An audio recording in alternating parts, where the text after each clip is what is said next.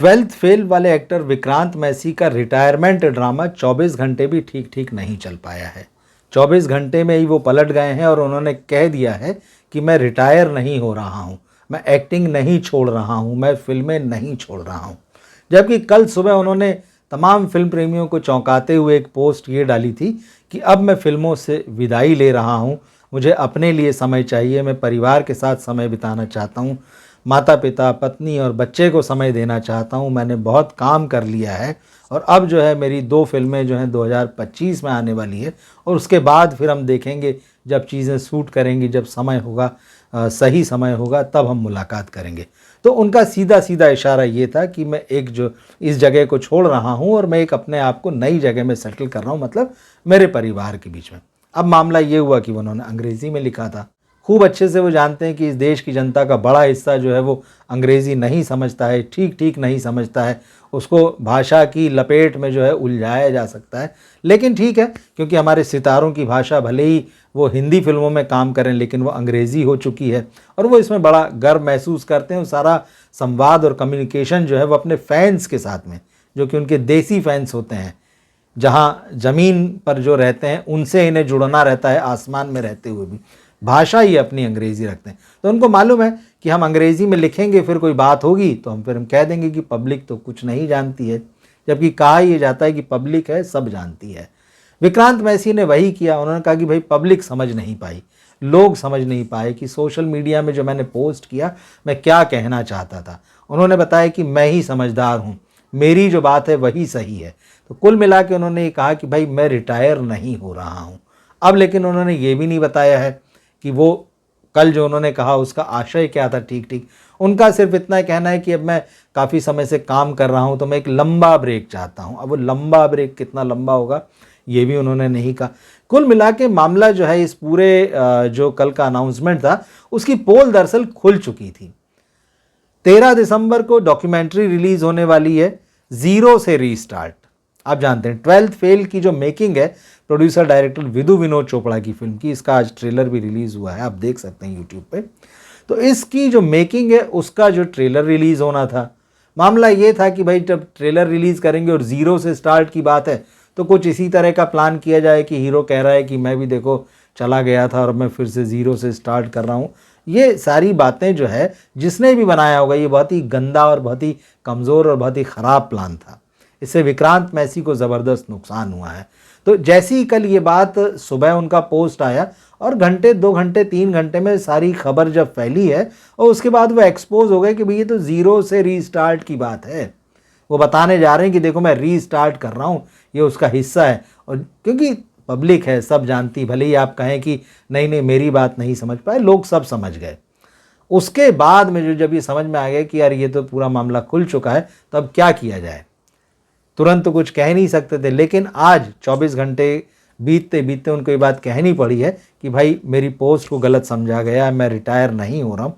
बहुत सारे लोगों ने हैरानी जताई थी, हमने भी वीडियो बनाया था कि भाई ये तो बहुत जल्दी है और ऐसी क्या वजह है, इतना क्या काम कर लिया है, इतना क्या पैसा कमा लिया है, ऐसी क्या शोहरत मिल गई है।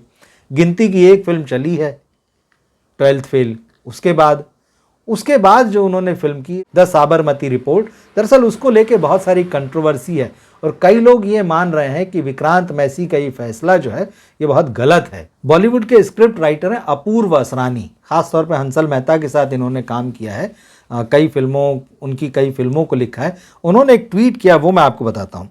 अपूर्व असरानी ने बहुत साफ साफ ट्विटर पे लिखा, मतलब एक्स पे लिखा कि विक्रांत मैसी ने बहुत बड़ी गलती कर दी साबरमती करके।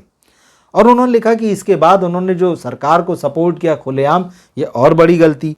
उन्होंने लिखा कि विक्रांत मैसी ये भूल गए कि बॉलीवुड में जितने भी बड़े प्रोडक्शन हाउसेस हैं, बड़े प्रोड्यूसर्स हैं, इवन जो मीडिया हाउसेस हैं, जो अवार्ड्स देते हैं जो लोग, वो लेफ्टिस्ट लिबरल्स हैं। विक्रांत ये भूल गए। और अपूर्व असरानी ने ये आगे डर जताया कि हो सकता है कि ये लोग आगे अब विक्रांत को जो है उनके टैलेंट का जो ड्यू है वो नहीं देंगे। दरअसल ये कहने वाले जो अपूर्व अकेले नहीं हैं, बहुत सारे लोग जो हैं यही बात कह रहे हैं और वो इस बात से सहमत है, अपूर्व की ही बात को कह रहे हैं वो लोग भी घुमा फिरा के या दूसरे शब्दों में। द साबरमती रिपोर्ट जैसी जो फिल्म की है विक्रांत ने, ये उनके लिए आने वाले दिनों में मुश्किल खड़ी कर सकती है फिल्म इंडस्ट्री में। हालांकि इसमें ये बात नहीं है कि उन्हें फिल्में नहीं मिलेंगी, 2 फिल्में वो कर रहे हैं, ये बात जैसी कि साफ है। लेकिन इसके बाद में इस फिल्म को करने के बाद में जिस तरह से उन्होंने इंटरव्यू दिए मीडिया में और जो बातें कही है, उसने उनकी इमेज को ज़बरदस्त धक्का पहुंचाया है। क्योंकि जो लोग उनको 12th फेल के बाद में बहुत प्यार कर रहे थे, उनको बहुत रिस्पेक्ट दे रहे थे, उनके लिए विक्रांत का जो ये यू टर्न था वो बड़ा धक्का पहुंचाने वाला था। तो इससे तो झटका लगेगा ही।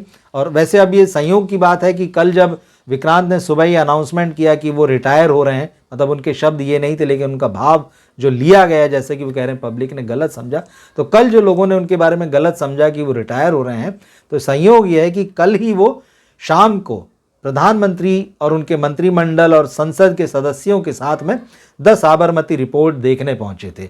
इस फिल्म का शो हुआ, उसके बाद में विक्रांत ने मीडिया से बात की। उन्होंने कहा कि मेरी लाइफ का ये हाईएस्ट मोमेंट है। हालांकि उस समय उनसे पूछा गया कि आपके रिटायरमेंट के बारे में जो आज बात चल रही, तो कल वो कन्नी काट के निकल गए वहाँ से। उन्होंने इस बारे में कोई जवाब नहीं दिया। तो ये बात जो है आगे बढ़ती चलेगी। लोग हैरान थे कि वो कुछ बोल क्यों नहीं रहे। लेकिन जैसा मैंने कहा कि कहीं ना कहीं ये सारी चीज़ें क्लियर हो चुकी थी कि 37 साल की उम्र में कोई एक्टर जिसने कि शायद अपनी सफलता का जो शिखर है वो भी नहीं छुआ है, जिसके सामने जो भविष्य बहुत उज्जवल है, जो दिखाई देता है कि बहुत अच्छे एक्टर हैं। और कल तो लोगों ने खुलकर कहा कि उनके जैसे एक्टर्स की ज़रूरत है बॉलीवुड को।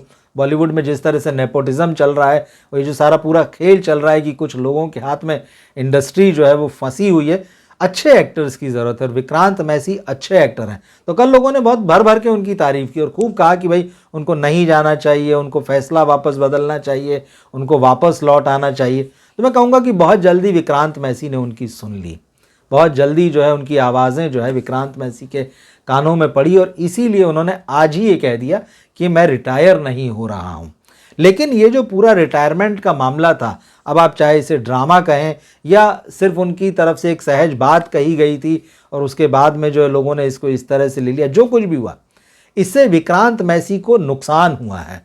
क्योंकि कोई भी जब मैदान में खेल रहा है, जमा हुआ, अचानक उसके बारे में हो जाए कि भाई ये तो जा रहा है, फिल्म इंडस्ट्री में तो रातों रात समीकरण बदल जाते हैं। और दर्शकों का भी मामला, कल मैं किसी को सुन रहा था, मुझे याद नहीं आ रहा, लोग कह रहे हैं कि भाई आप इररिप्लेसेबल नहीं हैं, आप ऐसे एक्टर नहीं हैं कि आप चले जाएंगे तो आपके जाने से ऐसा वैक्यूम क्रिएट हो जाएगा जिसको कोई भर नहीं पाएगा। आप आज जाएंगे, कल दूसरा कोई आ जाएगा। और लोग लगे हैं कतार में, ऐसा नहीं है। फिल्म इंडस्ट्री के लोग बस नहीं, फिल्म इंडस्ट्री के बाहर से आने वाले बहुत सारे स्ट्रगलर्स हैं, बहुत टैलेंटेड हैं, जिनको अच्छे मौके की ज़रूरत है, ठीक वैसे जैसे कि विक्रांत को मिले।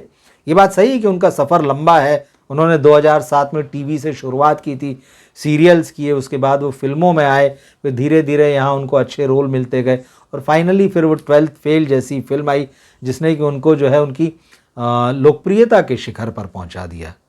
तो अभी तो शुरुआत है, लोग ये मान रहे हैं कि भाई ये तो विक्रांत के लिए शुरुआत है। लेकिन अब वो ये कह रहे हैं कि मैं बहुत थक गया हूँ, मुझे एक ब्रेक की ज़रूरत है, मुझे फैमिली के साथ रहने की ज़रूरत है।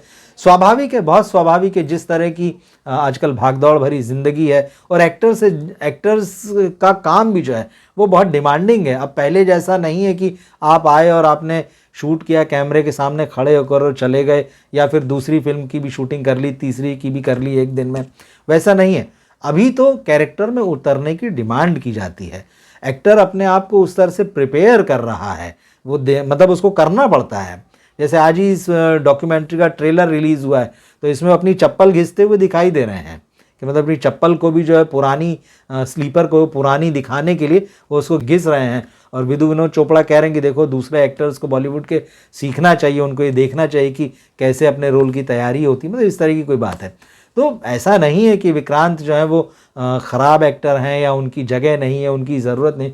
लेकिन अचानक उन्होंने जिस तरह से ये फैसला किया कि मैं जा रहा हूँ, या जो भी उन्होंने पोस्ट लिखी, ये एक ड्रामा था। और कहीं ना कहीं इसका संबंध जो है ज़ीरो से रीस्टार्ट से था, जो कि लोगों ने, पब्लिक ने जो इसको पकड़ लिया, बहुत जल्दी जो है इसको डिकोड कर लिया और वो समझ गए कि क्या मामला है। क्योंकि आजकल सिनेमा इतना मार्केटिंग ड्रिवन हो गया है, इतनी चालें चली जाती कि अब लोग समझ गए। अब लोगों के बीच में इतना सारा डिस्कशन होता है सोशल मीडिया पर, फटाफट लोग लिखते हैं और एक दूसरे की चीज़ों को पकड़कर आगे बढ़ाते जाते हैं कि आप उनसे बहुत समय तक कुछ भी छुपा कर नहीं रख सकते, या कोई बहुत उनसे आप ओवर स्मार्ट नहीं बन सकते कि हमने उनको बेवकूफ़ बना दिया।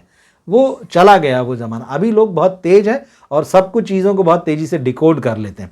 तो कहीं ना कहीं जो है विक्रांत का ये मामला जो था रिटायरमेंट, सो कॉल्ड रिटायरमेंट वाला, डिकोड हो गया और इसी वजह से उनको मजबूरी में शायद जो है ये कह देना पड़ा बहुत जल्दी से आकर, इससे पहले कि बड़ा डैमेज हो। तो एक तरीके से डैमेज कंट्रोल के लिए उनको तुरंत कह देना पड़ा कि नहीं नहीं, मैं रिटायरमेंट नहीं ले रहा हूँ, मैंने तो सिर्फ एक ब्रेक लेने की बात कही है।